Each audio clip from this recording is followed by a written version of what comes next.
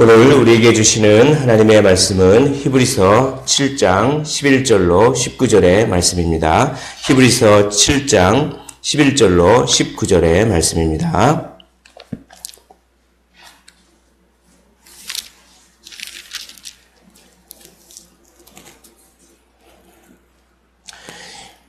우리 다 찾으신 줄로 알고 한 절씩 교독하시고 마지막 절을 함께 읽도록 하겠습니다.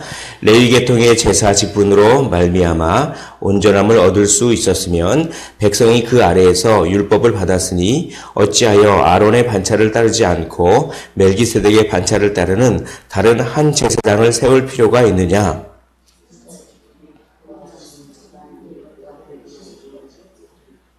이것은 한 사람도 제단 일을 받들지 않는 다른 지파에 속한 자를 가리켜 말하는 것이라.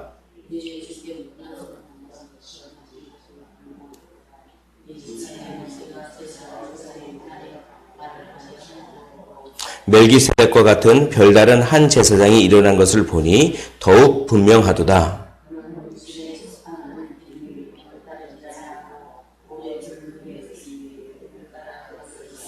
증언하기를 내가 영원히 멜기세덱의 반차를 따르는 제사장이라 하였도다. 함께 읽겠습니다. 율법은 아무것도 온전하게 못할지라 이에 더 좋은 소망이 생기니 이것으로 우리가 하나님께 가까이 가느니라. 아멘. 오늘 본문 말씀은 약간 어려운 측면이 있습니다. 그런데 오늘 본문 말씀을 잘 이해하기 위해서는 우리가 시편 110편을 한번 봐야 됩니다. 우리 시간이 좀 걸리지만 시편 110편을 한번 찾아보겠습니다.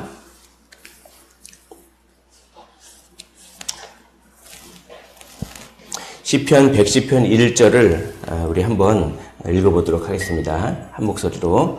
시편 110편입니다.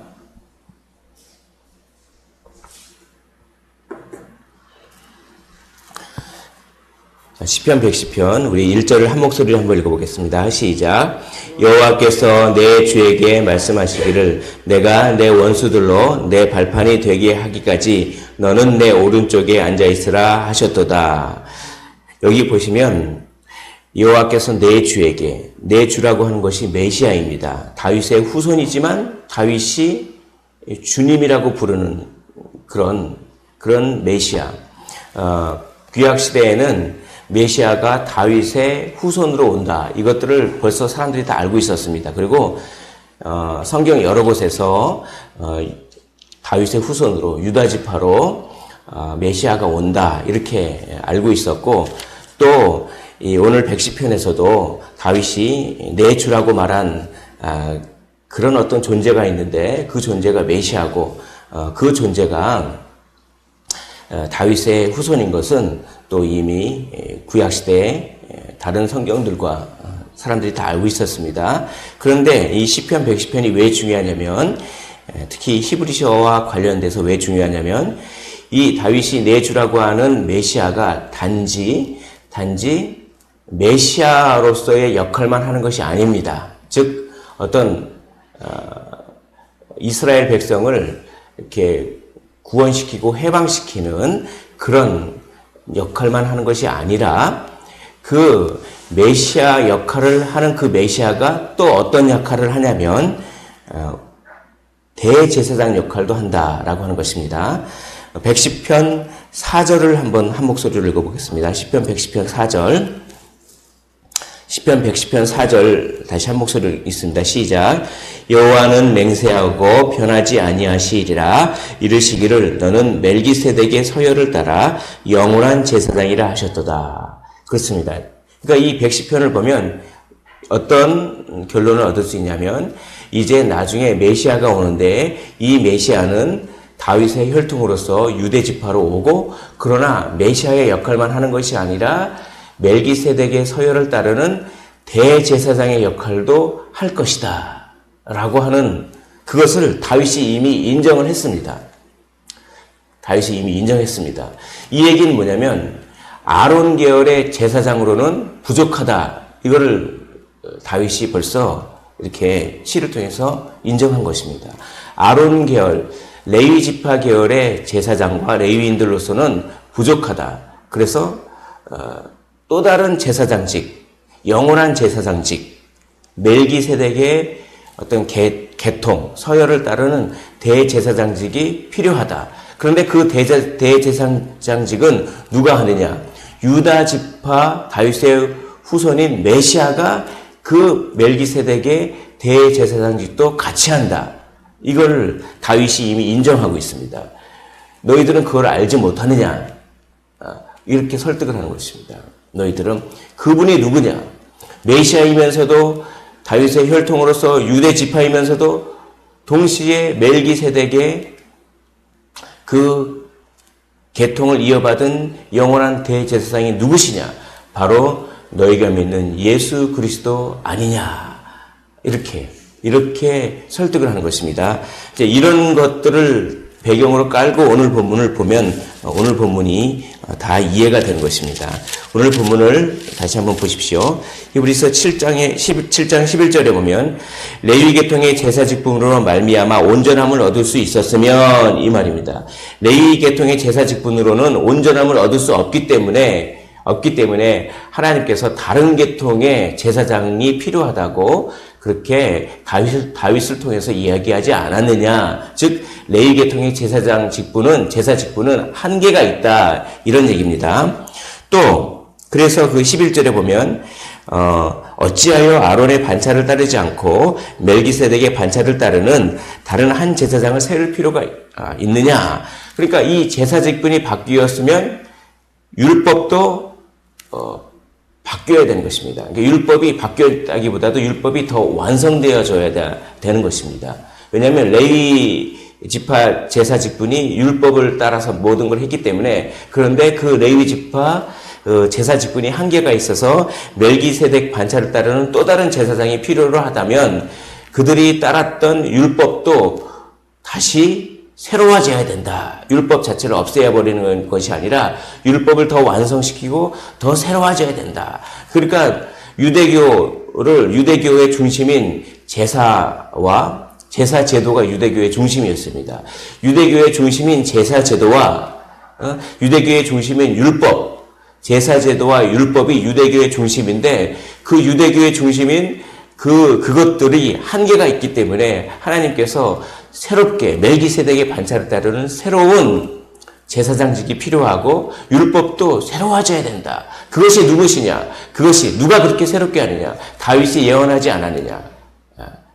다윗의 후손으로서 유다지파 계열로서 영원한 멜기세덱의 반차를 따르는 그런 대제사장이 와서 유대교의 핵심이었던 제사 제도와 율법을 완전히 새롭게 하는 그런 분이 필요하다라고 그렇게 구약에서 예언하지 않았느냐. 그겁니다. 그분이 누구시냐. 그분이 바로 예수 그리스도다라고 하는 것입니다. 그것이 14절에 제가 말씀드린 게 그대로 나와 있습니다. 14절을 한번 제가 읽어보겠습니다.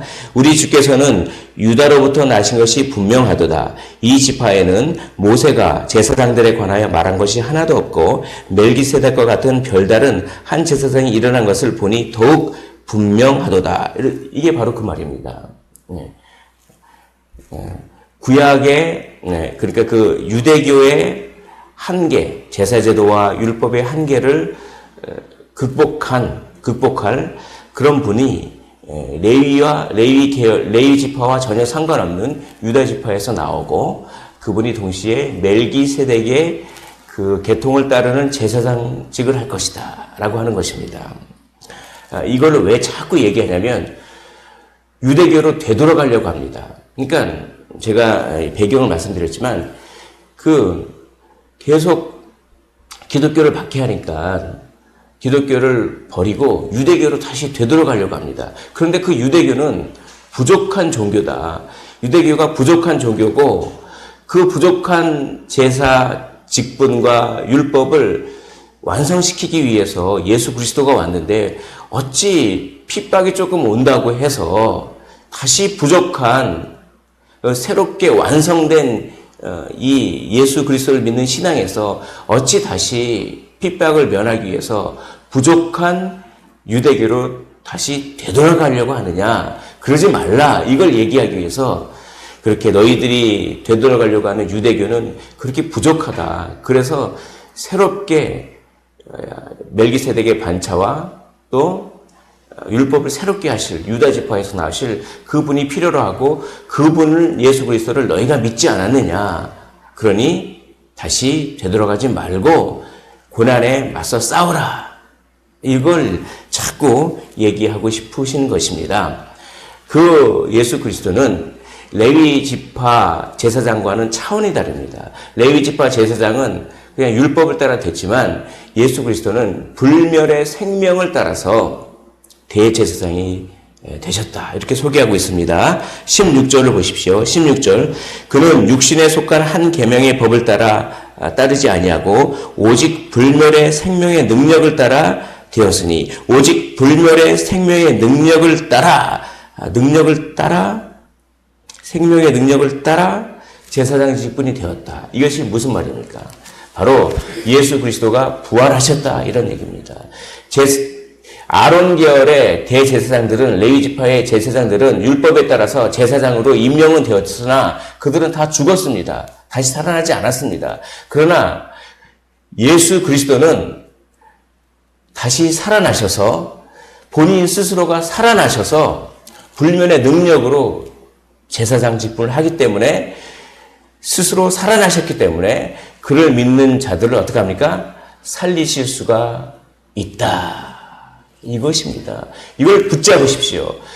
단지 율법을 따라 율법이 임명하는 대로 넌 대제사장이야 이렇게 임명한 사람들은 본인도 죽었기 때문에 다른 사람을 살릴 수가 없습니다. 그러나 불멸의 생명의 능력으로 성령의 능력으로 대제사장이 되신 예수 그리스도는 스스로 살아나셨기 때문에 그리고 예수 그리스도께서 생명의 능력, 성령의 능력으로 살아나셨기 때문에 그 성령을 누구에게 주십니까? 예수 그리스도를 믿는 자에게 성령을 다 부어주실 줄 믿습니다. 그러므로 우리를 살리실 수가 있습니다. 그분을 믿어라는 것입니다. 그분이 더 우월하십니다. 17절 증언하기를 내가 영원히 멜기세덱에게 반차를 따르는 제사장이라 하였도다. 이게 시편 110편 4절을 인용한 것입니다. 전에 있던 계명은 연약합니다. 무익합니다. 그래서 폐하고 율법은 아무것도 온전하지 못하리라 라고 합니다. 그러나 온전하게 하는 예수 그리스도 그분이 온전하게 하시는데 더 좋은 소망을 생기게 하시니 우리가 하나님께로 가까이 가느니라. 바로 율법은 하나님께로 가까이 갈 수 없습니다. 율법은 단지 그 휘장 안으로 들어갈 수가 없는 것입니다. 단지 휘장 밖에서 한시적으로 죄를 씻을 수가 있는 것입니다. 그러나 영원한 대제사장 예수 그리스도를 믿으면 그 예수 그리스도께서 십자가에 달리실 때 성소와 지성소를 구분하는 그 휘장이 위로부터 아래로 딱 찢어져서 우리가 예수 그리스도를 믿으면 이제 어떻게 됩니까? 우리가 직접 하나님과 교제할 수가 있는 것입니다. 더 좋은 소망, 그렇게 우월한 예수 그리스도를 포기하고 고난을 받는다고 해서 포기하고 어찌 다시 유대교로 돌아가느냐? 어찌 부족한 종교로 다시 돌아가느냐? 거기에는 생명이 없다. 그러나 예수님은 스스로 살아나셨기 때문에 부활하셨기 때문에 생명이 있다. 너희들이 혹 고난당해서 순교하더라도 예수님은 너희를 다시 부활시키실 줄 믿어라 라고 하는 놀라운 잠언에 보면 이런 얘기가 있습니다. 개가 토한 것을 다시 먹는다. 개가 자기가 토해놓은 거를 또 먹습니다. 똑같습니다. 어찌 유대교로 다시 돌아가려고 하느냐? 어찌 토한 것을 다시 먹느냐? 죄를 져놓고선 똑같은 죄를 또 짓고 다시 죄의 습관으로 돌아가려고 하는, 다시 유대교로 돌아가려고 하는, 개가 그 토한 것을 다시 먹으려고 하는, 그것이 바로 이 말씀 우리에게 적용하면 그렇게 되는 것입니다. 어찌 생명의 능력, 성령의 능력을 받아놓고서 옛 습관, 죄의 습관으로 되돌아가려고 하느냐? 어찌 유대교로 되돌아가려고 하느냐? 어찌 너희들이 그렇게 지은 죄를 또 짓고 왜 자꾸 그렇게 죄된 습관으로 돌아가려고 하느냐?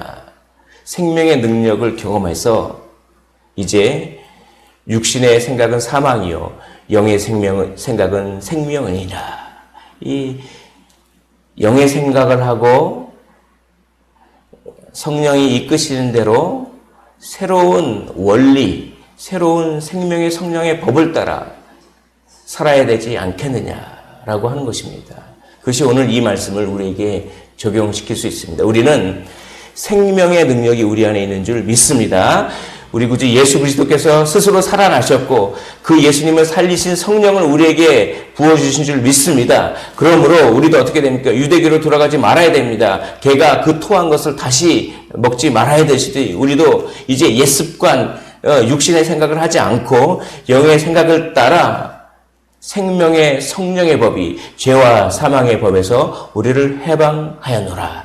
생명의 성령의 법을 따라 이제 복음의 능력으로 오늘 하루를 사시는 우리 모두가 되시기를 주님의 이름으로 축원을 드립니다. 기도하겠습니다. 하나님, 레위 계통의 제사 직분으로는 한계가 있습니다. 율법은 우리를 온전하게 할 수 없습니다. 그러나 온전하게 하신 그 멜기세덱의 계통으로 제사장이 되시고 율법이 할 수 없는 것을 다 하신, 그래서 우리에게 생명을 주시고 구원을 주신 예수 그리스도를 오늘 생각하며 그분을 하나님 온전히 따르게 하여 주시옵소서. 하나님, 유대교로 돌아가려고 하는 마음, 옛습관으로 돌아가려고 하는 마음, 개가 그 토한 것을 다시 삼키려고 하는 그 마음을 끊어버리고 생명의 성령의 법이 우리 안에서 이끄는 대로 순종하며 성령의 능력으로 오늘 하루 주님의 영광을 위하여 살게 하여 주시옵소서.